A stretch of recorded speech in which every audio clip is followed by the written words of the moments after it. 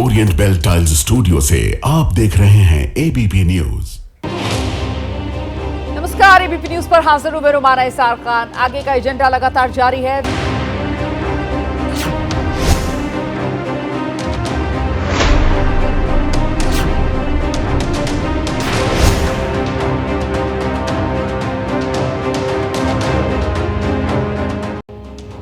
और आइए अब आगे का एजेंडा में विस्तार से खबरों का रुख करेंगे। देश में इस वक्त औरंगजेब, शिवाजी, संभाजी, ये वो तमाम बड़े नाम हैं जो इतिहास के पन्नों से सामने आकर इस वक्त सियासी आर पार वाले मैदान में गूंजते सुनाई पड़ रहे हैं। देखिए, उनके काम और उनके निशान को लेकर लगातार विवाद हो रहा है और ये मुद्दा इतिहास की किताबों से बाहर निकल आया, सियासी संग्राम में बदल चुका है। इस बहस में एक और सवाल जुड़ गया कि क्या आगरा की पहचान ताजमहल से होनी चाहिए या फिर शिवाजी से।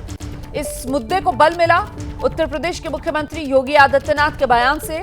योगी आदित्यनाथ कल आगरा में थे और उन्होंने एक बयान दिया। मंच से योगी आदित्यनाथ की तरफ से कहा गया, आगरा की पहचान छत्रपति शिवाजी महाराज से है, मुगलों का आगरा से क्या संबंध है, ये योगी आदित्यनाथ ने सवाल पूछा। आगरा का संबंध तो ब्रजभूमि से है, आगरा का संबंध बिहारी लाल से है। आगरा में म्यूजियम जो है वो शिवाजी के नाम पर बनेगा। पिछली सरकार की तरफ से जो मुगल म्यूजियम की बात कही गई थी, उसी को लेकर योगी आदित्यनाथ का पिछली सरकार मतलब समाजवादी पार्टी की सरकार, और उस पर यह निशाना योगी आदित्यनाथ की तरफ से साफ किया गया। आगरा में म्यूजियम शिवाजी के नाम पर बनेगा। सुनिए। पिछली सरकार ने क्या कहा, यहाँ पे एक म्यूजियम का निर्माण ये लोग करा रहे थे, उसका नाम भी इन्होंने मुगल म्यूजियम रखा। हमने कभी मुगलों का आगरा से क्या संबंध है?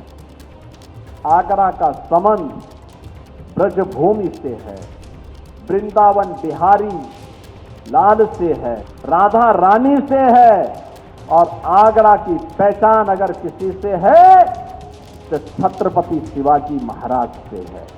और इसीलिए हमने कहा यहाँ का म्यूजियम का नामकरण मुगल म्यूजियम नहीं होगा, छत्रपति शिवाजी महाराज के नाम पर होगा। आपका परिचय कराते हैं। दो खास मेहमान इस वक्त हमारे साथ मौजूद हैं। विश्व हिंदू परिषद के प्रवक्ता हैं प्रवेश चौधरी, समाजवादी पार्टी के प्रवक्ता हैं धर्मेंद्र यादव। प्रवेश चौधरी का रुख करते हैं पहले और जरा उनसे समझते हैं। बताइए, जो मुख्यमंत्री योगी आदित्यनाथ की तरफ से कहा गया है आगरा की पहचान मुगलों से नहीं बल्कि राधा रानी से है, और वो कह रहे हैं कि ब्रिज के तौर पर आगरा की पहचान है और शिवाजी महाराज से आगरा की पहचान है, इसके बारे में और जानकारी साझा कीजिए दर्शकों के साथ। नहीं रोमाना जी, इसमें कहीं कोई दो राय नहीं है कि शिवाजी को वहाँ 3 महीने की कैद पे रखा गया था औरंगजेब के द्वारा, और किस प्रकार से अपनी कूटनीति के कारण से शिवाजी वहाँ से निकलने में कामयाब हुए। और हम देखते हैं कि मुगलों का शासन जो है, जब वो चढ़ाव उतार की ओर हुआ तो वहाँ पर मराठों ने काफ़ी वर्ष शासन भी किया है। अंग्रेजों ने मुगलों से आगरा को नहीं लिया था बल्कि मराठों से आगरा को लिया था यानी कि लंबे समय तक मराठा भी आगरा के शासक रहे। आप बिल्कुल सही कह रहे हैं प्रवेश जी, लेकिन आगरा की पहचान अभी तक जो हमने पढ़ा उसको अपनी राजधानी वो तो सबसे पहले मुगलों ने ही बनाया। और आप औरंगजेब की बात कर रहे हैं, औरंगजेब से पहले तो फिर अगर मुगल इतिहास में ही जाएंगे तो शाहजहां पर जाना पड़ेगा, वो जिसने वहां पर ताजमहल बनवाया, और वहां पर वो आगरा वाला लाल किला सर, और वो ताजमहल वो जो पूरी की पूरी दुनिया के अंदर जो अजूबे हैं उसमें ताजमहल का शुमार हुआ। तो मतलब वो वाला इतिहास भुला दिया जाए, उस इतिहास की बात नहीं की जाए, मतलब जहां से हमारी सहूलियत है बस वहीं से इतिहास को देखा जाए। हाँ जी। नहीं रोमाना जी, इतिहास में बहुत सारी तोड़ फोड़ हुई है। अच्छा। इतिहास को बहुत तोड़ा मरोड़ा गया है। हाँ। ताजमहल वो लोग बना सकते हैं क्या? ये जो मुगल हैं, जो खुद कपड़े तक पहनने उनकी तमीज नहीं थी उन लोगों को, झोपड़ियों में रहने वाले लोग चोरी और लुटेरीबाजी करते थे केवल, ये उनका इतिहास है मुगलों का। मैं आपको बता रहा हूँ। तो फरगान कितना, उज्बेकिस्तान फरगान का जो हिस्सा है ये कितना संपन्न था, ये आपको भी मालूम है, इतिहास की किताबों में भी है। तो जिनको अच्छे से कपड़े तक पहनने नहीं आते थे, वो कभी ताजमहल जैसा कोई एक बड़ा भव्य सा स्थान बना सकते हैं क्या? नहीं बना सकते। इसका नहीं, मतलब कि प्रवेश जी, ताजमहल मुझे भी पता नहीं, मतलब भारत सर आप के लोगों कौन ने से बनाया इतिहास है। से ये निकाल कर लेकर आए हैं, मतलब मैं नहीं जानती हूँ सर। नहीं, मेरी इतनी मैं- जानकारी मैं नहीं है रोमाना सर, जी- क्योंकि अभी तक हम तो यही जानते थे सर कि नहीं, ताजमहल जो है वो मुगलों ने ही बनाया सर। मैं- शाहजहां के वही- काल में मैं वही ताजमहल बता बना है ना सर। और न सिर्फ नहीं, ताजमहल मैं सर, वही लाल बता- किला, वो दिल्ली वाला, वो आगरा वाला सर। ताजमहल हाँ जी, नहीं, रोमाना जी, ताजमहल जिसकी याद में बनाया गया था उसको तो दफन बंगाल में कर दिया गया था। बंगाल से उसकी लाश को खोद के लाया गया और फिर ताजमहल में उसको गाड़ा गया। ठीक है, ये भी इतिहास है, ये भी इतिहासकार लिख रहे हैं। और इसीलिए आप इस चीज को समझिए कि भारत का इतिहास किसी चोरों का, लुटेरों का, आक्रांताओं का नहीं हो सकता। भारत का इतिहास रोमाना जी का हो सकता है, भारत का इतिहास धर्मेंद्र यादव का हो सकता है, भारत का इतिहास राम का हो सकता है, कृष्ण का हो सकता है, शिव का, शक्ति का हो सकता है, शिवाजी महाराज, महाराणा प्रताप, इनका इतिहास हो सकता है। उन मुगलों को नहीं हो सकता। आप सोचिए, शिवाजी को उन्होंने झूठ बोलकर बुलाया और झूठ बोल के बुलाने के बाद उनको कैद में डाल दिया। ठीक है अगर सर, मैं इतनी जवाब ले ताकत लेती थी हूँ। उस धर्मेंद्र औरंगजेब यादव जी, के सुना अंदर, आपने, वो कह रहे हैं कि लड़ने साहब के लिए भारत बुलाता का ना। जो इतिहास जो है वो भारत के जो महापुरुष रहे हैं उन्हीं से जुड़ा हुआ हो सकता है। वो मुगलों से जुड़ा हुआ नहीं हो सकता, वो आक्रांताओं से जुड़ा हुआ नहीं हो सकता है। और आप लोगों के समय में मुगल म्यूजियम की आप लोग सर एक परिकल्पना लेकर आए थे आगरा में। आइए। रोमाना जी, इतिहास को पढ़ने के लिए और समझने के लिए एक बौद्धिक स्तर की आवश्यकता होती है और भारतीय जनता पार्टी में उसकी शून्यता नजर आती है। अगर योगी आदित्यनाथ ये कहते हैं कि पूरी दुनिया से बड़ा है भारत, तो इसको मान लेना उचित नहीं है। हमारे परवेश भाई जो इतिहास की बात कर रहे हैं, मुगल आक्रांता थे, इसमें कोई दो राय नहीं था। अंग्रेज आक्रांता थे, इसमें कोई दो राय नहीं था। देश को लूटा, इसमें कोई दो राय नहीं था। लेकिन छत्रपति शिवाजी महाराज भारत के थे, भारतीय थे, हिंदू थे। जब उनको राजा बनाने की बात आई, राज तिलक करने की बात आई, तो इसी देश के कुछ सामंतवादी लोगों ने राज तिलक नहीं करना चाहा। और राज तिलक जब किया भी तो बाएं हाथ, बाएं पैर के अंगूठे से किया, मतलब अंगूठे से किया, वो भी बाएं पैर के अंगूठे से किया। तो जिन लोगों ने राज तिलक किया, क्या वो मुगल थे? क्या वो अंग्रेज थे? अगर जिन लोगों ने राज तिलक बाएं पैर के अंगूठे से किया तो निश्चित रूप से उनके अंदर मुगल की आत्मा होगी, अंग्रेजों की आत्मा होगी, अंग्रेजों का डीएनए होगा। आज भी देश के सामने उनके डीएनए को टेस्ट करके रखने की आवश्यकता है। अगर ताजमहल दुनिया के 7वें अजूबे में शुमार है, तो अगर दुनिया के 7वें अजूबे से बड़ी बात योगी जी कह रहे हो तो उनकी प्रगतिशीलता को मैं सलाम करता हूं भाई। ऐसे प्रगतिशील सोच भारतीय जनता पार्टी के अंदर कब से आ गई है? दूसरी बात, राधा रानी की बात योगी जी कह रहे थे। राधा रानी किसी शहर के और किसी जिले के, किसी क्षेत्र के लिए बंदिश नहीं है। राधा रानी पूरी दुनिया के लिए है, कड़ में है। उनको भी छोटा करना भारतीय जनता पार्टी के लिए बहुत बड़ा, मतलब ऐसे लगता है कि योगी जी ने बयान दे दिया तो कोई बहुत बड़ी तीर मार दिया। बात उसकी नहीं है। एकलव्य ने जब अपना अंगूठा दान किया था, एकलव्य जब अंगूठा दान किया था तो उसके अंगूठे को कटवाने वाले कौन लोग थे? क्या वो मुगल थे? क्या वो लोग अंग्रेज थे? जिसने कटवाया आखिर उनके अंदर कौन सी आत्मा थी? तो भारतीय जनता पार्टी और उनके पूर्वजों के इतिहास और डीएनए को अगर आप देखेंगी तो एकलव्य के अंगूठे को काटकर विकसित भारत बनाने की बात करने लगते हैं भारतीय जनता पार्टी के लोग। इस बात को जब समाजवादी पार्टी देश और दुनिया के सामने रखती है तो भारतीय जनता पार्टी पूरी तरह से एक्सपोज होती है।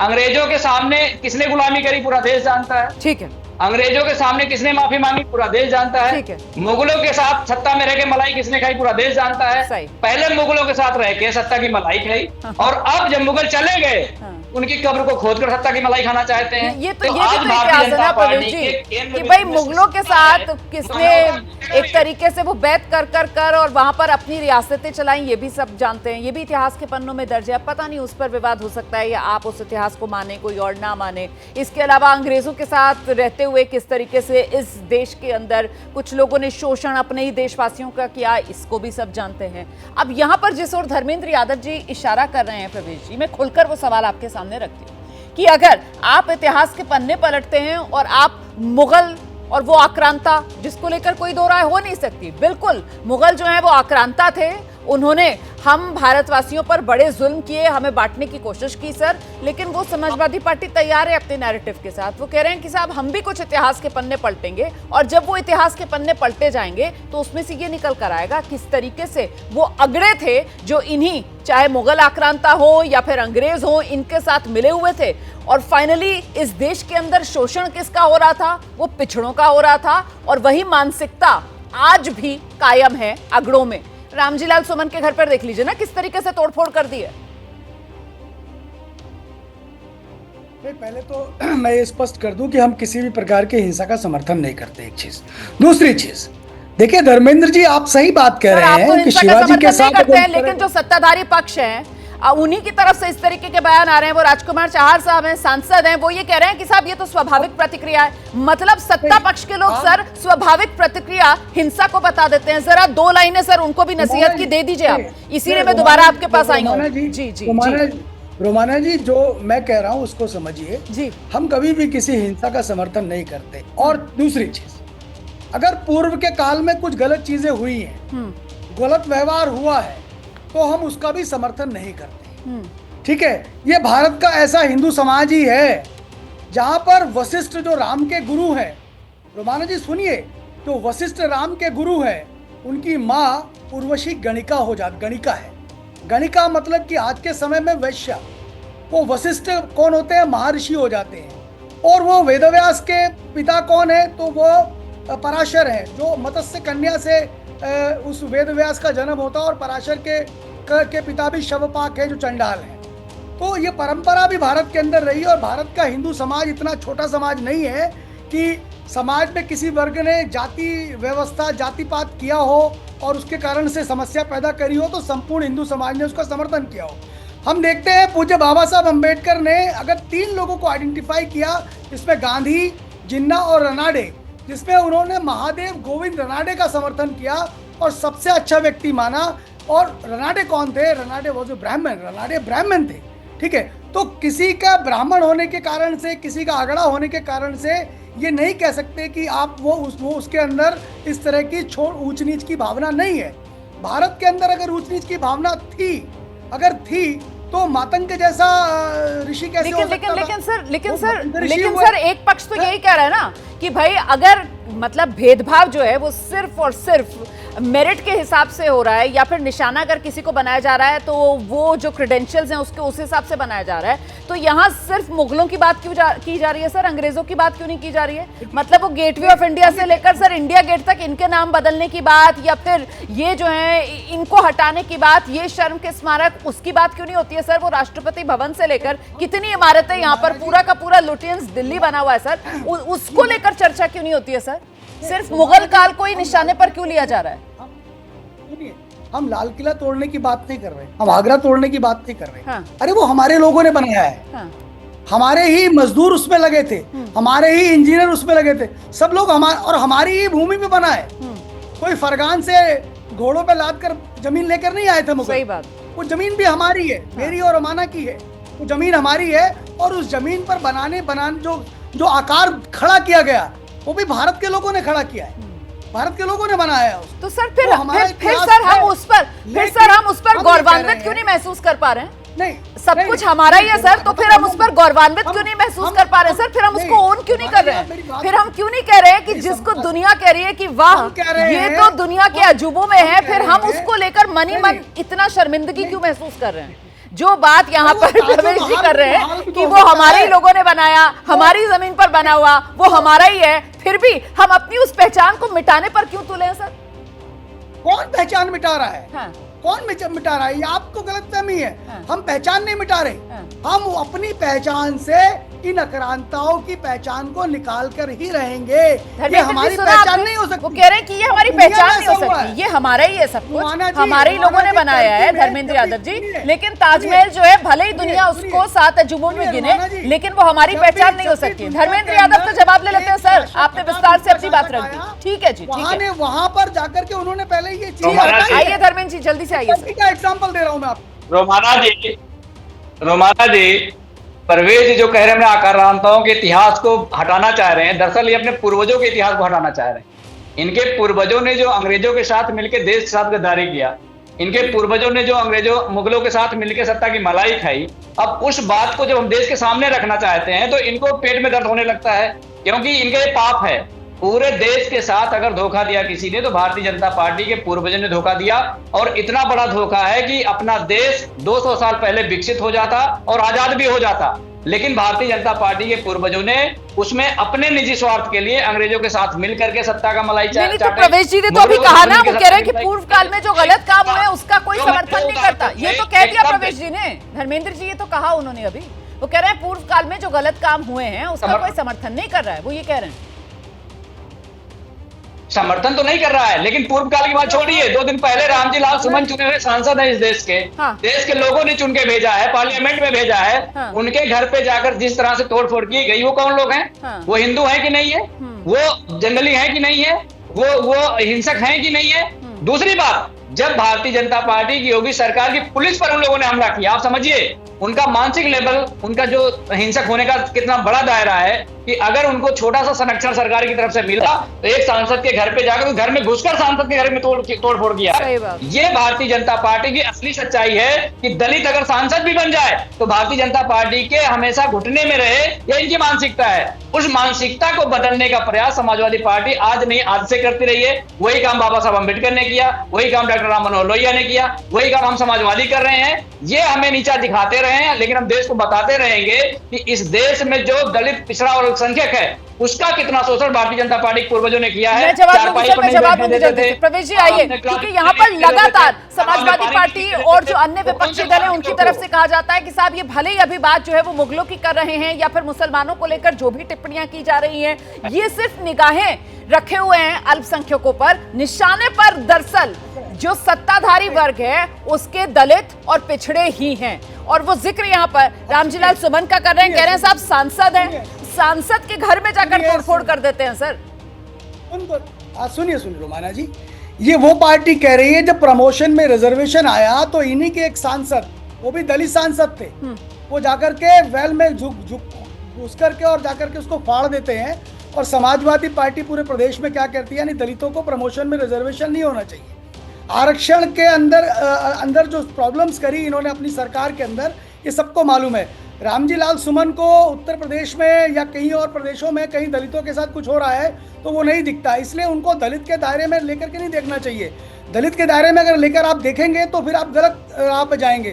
क्योंकि अगर उन्होंने उनकी प्रोसीडिंग देखिए, पार्लियामेंट में कितना पार्टिसिपेशन किया, कितना पार्टिसिपेशन पार्लियामेंट के अंदर किया, दलित के मुद्दों पर कितना उन्होंने इशू उठाया। सरकारों ने बहुत सारे इश्यूज करे होंगे। नहीं, अरे भैया आप भी रामजीलाल सुमन को निशाने पर ले रहे हैं। प्रवेश जी, आप भी रामजीलाल सुमन को निशाने पर ले रहे हैं।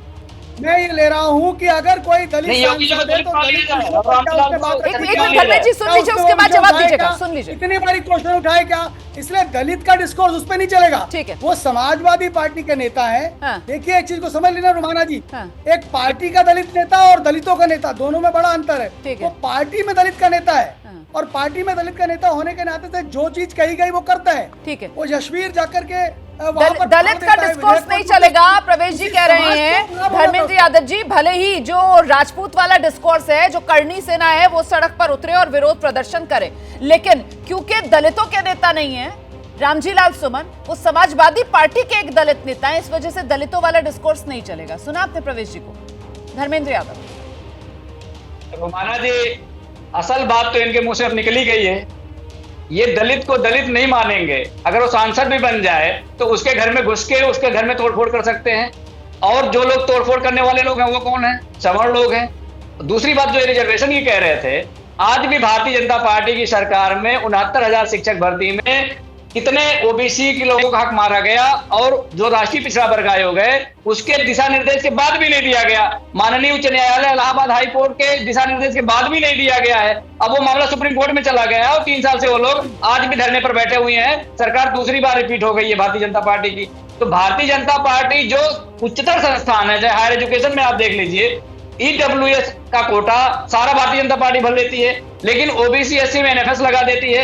आज भी आजादी के 75 बरस हो गए, भारतीय जनता पार्टी को तीसरी बार मौका दिया इस देश ने, और आज भी उच्च शिक्षा संस्थानों में, चाहे आईआईटी हो, चाहे आईएम्स हो, चाहे केंद्रीय विश्वविद्यालय हो, चाहे स्टेट के विश्वविद्यालय हो, प्रोफेसर और एसोसिएट प्रोफेसर में 1% भी ओबीसी का आदमी नहीं है, 1% भी शेड्यूल कास्ट का आदमी नहीं है। तो भारतीय जनता पार्टी क्या कर रही है?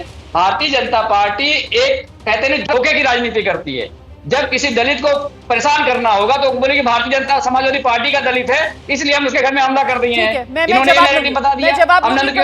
मैं जवाब लूंगी प्रवेश जी से, लेकिन इस बीच एक बड़ी खबर आ रही है, वो दर्शकों को बताना जरूरी है। देखिए, ये जो पूरा का पूरा विवाद चल रहा है और खासतौर से औरंगजेब को लेकर जिस तरीके का विवाद है, उस पर संजय सिंह का बयान आया है। मुगलों की बात करते हैं, अंग्रेजों की नहीं। ये कह रहे हैं आम आदमी पार्टी के सांसद संजय सिंह। बीजेपी को ड्रामा बंद कर देना चाहिए। सुनिए जरा संजय सिंह को।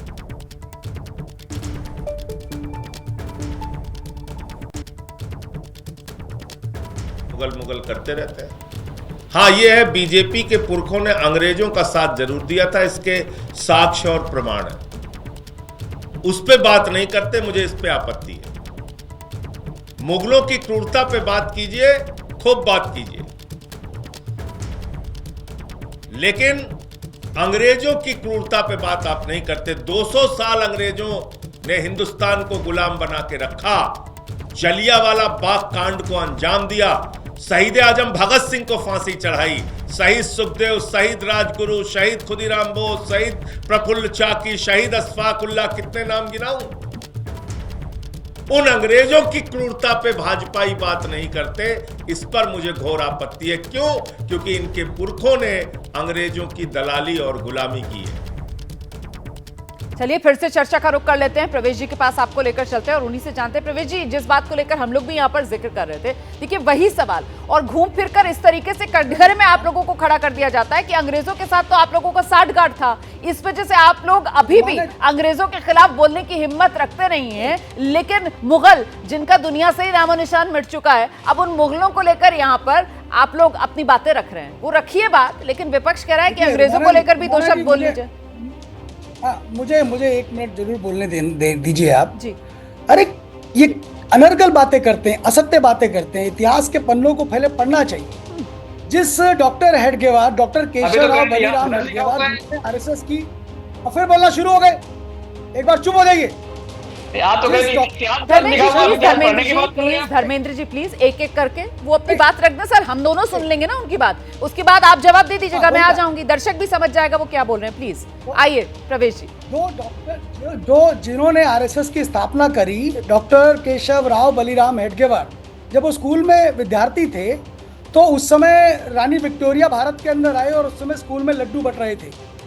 डॉक्टर हेडगेवार ने लड्डू लेने से मना कर दिया, स्कूल से निकाल दिया गया।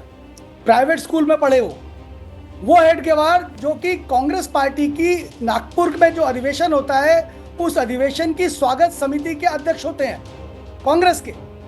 वो डॉक्टर हेडगेवार जो असहयोग आंदोलन के अंदर 1 वर्ष की जेल काटते हैं और जब जेल से छूटकर आते हैं तो चितरंजन दास और कांग्रेस के बड़े नेता उनके स्वागत के अंदर एक सभा को ऑर्गेनाइज करते हैं। उस आरएसएस के संस्थापक डॉक्टर हेडगेवार जो 30 के अंदर जंगल सत्याग्रह के तहत, जैसे नमक सत्याग्रह हुआ वैसे जगह जगह पर जंगल सत्याग्रह, नमक सत्याग्रह इस तरह से हुआ, उसके तहत वो जेल जाते हैं। वो डॉक्टर हेडगेवार जब रावी के तट पर तिरंगा लहराया जाता है तो सारी संघ की शाखाओं में, जितनी भी क्षमता थी शाखाओं की, उन शाखाओं पर तिरंगा झंडा लहराया जाता है। उस हेडगेवार, जिस हेडगेवार से मिलने के लिए नेताजी सुभाष चंद्र बोस आते हैं, महात्मा गांधी आते हैं, डॉक्टर अंबेडकर आते हैं, और ऐसे तमाम नेता जो है वो डॉक्टर हेडगेवार से मिलने आते हैं और मिलकर के उनसे सामाजिक समरसता और तमाम देश के काम करने के संदेश लेकर जाते हैं। ऐसे डॉक्टर हेडगेवार, जिस संगठन के लोग 1942 के अंदर जिनको फांसी दी गई दर्जनों की संख्या में, आगरा, जिसकी आगरा की आज बात चल रही है, आगरा के अंदर 1 दर्जन कार्यकर्ताओं को फांसी हुई 1942 के अंदर। उमरेड के कार्यकर्ताओं ने, नागपुर उमरेड के कार्यकर्ताओं ने, आप ये कह रहे हैं कि हेडगेवार जी जो है वो संदेश दे रहे थे, आप ये कह रहे हैं कि हेडगेवार जी जो है वो संदेश दे रहे थे डॉक्टर भीमराव अंबेडकर को, गांधी जी को। हाँ जी बता दीजिए। आजादी की लड़ाई में थे। अच्छा, आजादी की लड़ाई में थे। गांधी उनसे मिलने जा रहे हैं, गांधी उनसे मिलने जा रहे हैं। और आप सोचिए, भारत जब आजाद हो, मैं जवाब देती हूँ ना सर, धर्मेंद्र जी बताएंगे कि फिर क्यों कटघरे में खड़ा करते रहते हैं संघ को, कि संघ ने कुछ नहीं किया, संघ ने कुछ नहीं किया आजादी की लड़ाई में। धर्मेंद्र जी बताएंगे ना सर, आपने तो बता दिया इस तरीके की भूमिका थी हेडगेवार जी की। जी आइए धर्मेंद्र यादव जी। सुनिए, नहीं, एक मिनट प्रवेश जी प्लीज, अब आप धर्मेंद्र जी को सुनिए सर, प्लीज अब आप धर्मेंद्र जी को सुनिए। आपने विस्तार से अपनी बात रख दी सर। आइए प्रवेश, धर्मेंद्र जी। रोमाना जी भारतीय जनता पार्टी और संघ हमेशा देश को धोखा दिया है, देश के लोगों को धोखा दिया है। ये कह रहे हेडगेवार जी सबको संदेश दे रहे थे, अंबेडकर जी को भी संदेश दे रहे थे। अब ये बताइए कि अंबेडकर जी को संदेश दे रहे थे तो सावरकर जी को संदेश क्यों नहीं दिया इन्होंने? अगर सावरकर जी को संदेश दिए होते तो अंग्रेजों के सामने वो माफी कैसे मांगते, अंग्रेजों की गुलामी कैसे करते और अंग्रेजों से पेंशन कैसे लेते? एक आक्रांता जो देश को लूटने के लिए आया है, देश पे शासन कर रहा है, देश की संपत्तियों को लूट कर ईस्ट इंडिया कंपनी के माध्यम से दूसरे देश में ले जा रहा है, उसके साथ बैठना, उसके साथ खाना खाना, उसके साथ माफी मांगना, उसके साथ सत्ता की मलाई चाटना, ये कौन सा संदेश था हेडगेवार जी का? वो अगर संदेश दे रहे थे तो ज्योतिबा फूले जी जब शिक्षा के लिए महिलाओं की शिक्षा की बात कर रही थी तो उनके ऊपर कीचड़ कौन फेंक रहे थे? क्या वो अंग्रेज थे जो कीचड़ फेंक रहे थे? क्या वो मुगल थे जो कीचड़ फेंक रहे थे? अंबेडकर साहब जब पढ़ाई कर रहे थे उन्हें पानी पीने के लिए घड़े से पानी निकालने के लिए डंडे से पानी निकाला जाता था। क्या वो विदेशी थे? वो विदेशी आक्रांता थे जो पानी दे रहे थे? सवाल सदियों की लड़ाई का है रोमाना जी। भारतीय जनता पार्टी ने पूरे देश के सामने, धर्मेंद्र जी आप मुझे इतना बता दीजिए, धर्मेंद्र जी आप मुझे इतना बता दीजिए कि क्या यही नैरेटिव है जो विपक्ष ने अपने लिए चुन लिया है कि अगर बीजेपी इतिहास के पन्ने पलटेगी तो फिर उसके जवाब में विपक्ष की तरफ से भी इतिहास के पन्ने पलटे जाएंगे और दलितों पर, पिछड़ों पर जिस तरीके का शोषण हो रहा था उसको लेकर बीजेपी की घेराबंदी की जाएगी? सर, क्या यही तैयारी है विपक्ष की? रोमाना जी, ये नैरेटिव नहीं है, देश के साथ खड़े होना, ठीक है, देश को प्रगतिशील बनाना समाजवादियों का काम है और हम शुरू से करते चले आए हैं। अगर अंग्रेज थे तो उनके सामने डट के खड़े हुए, लड़ाई लड़े और सीने में गोली भी खा ली लेकिन माफी नहीं मांगे। आज भारतीय जनता पार्टी अंग्रेजों की भूमिका में खड़ी है। आप मुझे बताइए, सुब्रमण्यम स्वामी इस देश के सबसे बड़ी पार्टी के सांसद थे, उन्होंने क्या बोला? उन्होंने बोला मोदी गद्दार है चाइना के मामले में, मोदी डरपोक है। तो भारतीय जनता पार्टी को क्या ये आवाज सुनाई नहीं दे रही है?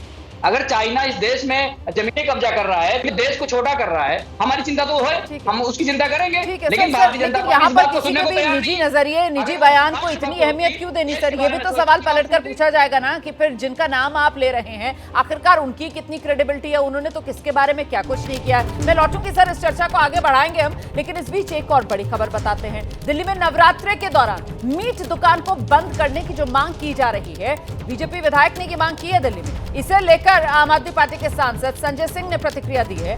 मीट दुकान विवाद पर बोले संजय सिंह, हिम्मत है तो केएफसी के स्टोर बंद करवा दो ना, ये कह रहे हैं संजय सिंह, सुनिए। भाजपाई बीच बीच में बोलते हैं कि ऐसे नहीं होगा, वैसे नमाज नहीं होगी, ऐसे पूजा नहीं होगी, मीट की दुकान। अरे मीट की दुकान बंद होनी चाहिए, चलो केएफसी बंद कराओ, तुम्हारी हिम्मत है तो। भाजपाइयों के भी तो तमाम रेस्टोरेंट हैं जहां मीट मुर्गा सब बिकता है, बंद करा दोगे? कराओ बंद। खाली गरीब की ठेलियां तोड़ के बहादुर बनना है इनको।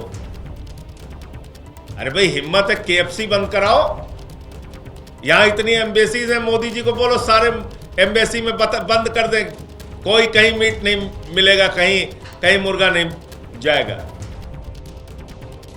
खास मेहमान हमारे साथ लगातार बने हुए हैं, सीधे रुक करेंगे प्रवेश जी के पास लेकर चलते हैं। प्रवेश जी, मतलब ये तो विपक्ष जो है उसने कमर कस ली है सर, कि वो कहते हैं ना कि शेर का जवाब सवा शेर से देगा। वो कह रहे हैं कि साहब मीट की दुकानें बंद करने के ये शगुफे छोड़ रहे हैं, हिम्मत है तो केएफसी की दुकानें फिर बंद करवा दें।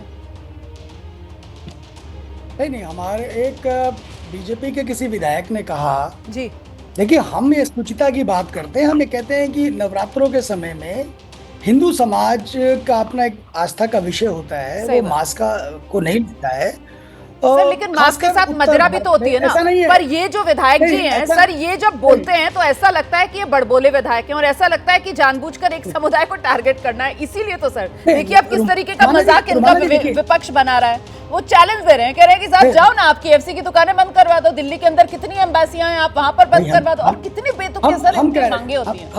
हाँ जी, देखिए रोमाना जी जो देश है ना, ये देश तो ऐसा देश है, हमारे अवध में ना कहावत है जिसमें एक मुस्लिम महिला भी ना भगवान से, अल्लाह से कहती है कि अल्लाह मियाँ भौजी को दियो कन्हैया जैसो लाल।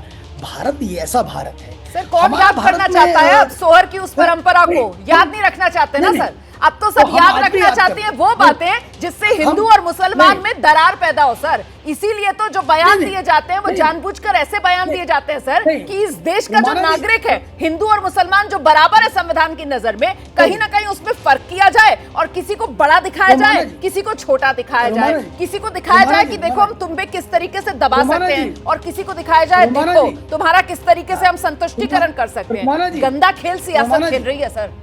रोमाना जी, सावरकर ने एक समय एक बात कही जी कि मुझको हिंदू कहने की आवश्यकता इसलिए पड़ती है क्योंकि आप अपने आप को मुसलमान कहते हैं, अन्यथा तो मैं तो मानव मात्र हूं। तो उसी तरह से अगर कोई इस्लामिक समाज का व्यक्ति, कट्टर समाज का व्यक्ति कोई रिस्ट्रिक्शन लगाने की बात करेगा एक बहुसंख्यक समाज पर, तो प्रतिक्रिया पर सर, निश्चित मुझे ही लगता है आती कि है कहीं अब समय और ना आने बदल देते जाए। हैं। अब जिस तरीके के ठीक है। कट्टर बयान आपने नहीं। खुद ही कहा, बीजेपी के कोई विधायक ये बयान दे रहे हैं, अब कहीं आने वाले समय में लोग ना कहने लगे कि हमें मुसलमान बताने की जरूरत इसलिए पड़ती है क्योंकि तुम कहते हो कि तुम हिंदू हो। ये हाल ना हो जाए ना सर समाज नहीं। में। मतलब वो समय का नहीं, चक्र सुनिए, जो घूमता सुनिए, है, सुनिए, इस वजह से सुनिए, सवाल बड़ा है सर। सुनिए, क्योंकि आप देखिए नॉनवेज सुनिए, मीट की दुकानें बंद सुनिए। करा दो सर। इस देश के अंदर मतलब जो भी विवादास्पद बयान पिछले कुछ समय से आ रहे हैं वो एक ही वर्ग से निकल कर आ रहे हैं।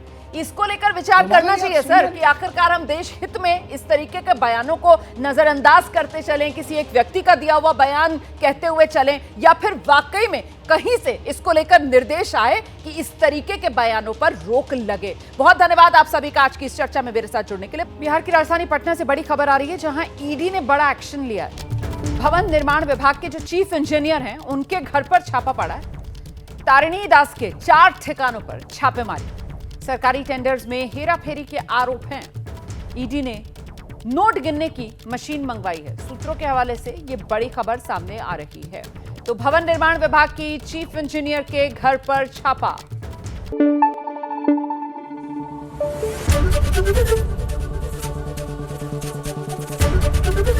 एबीपी न्यूज आपको रखे आगे।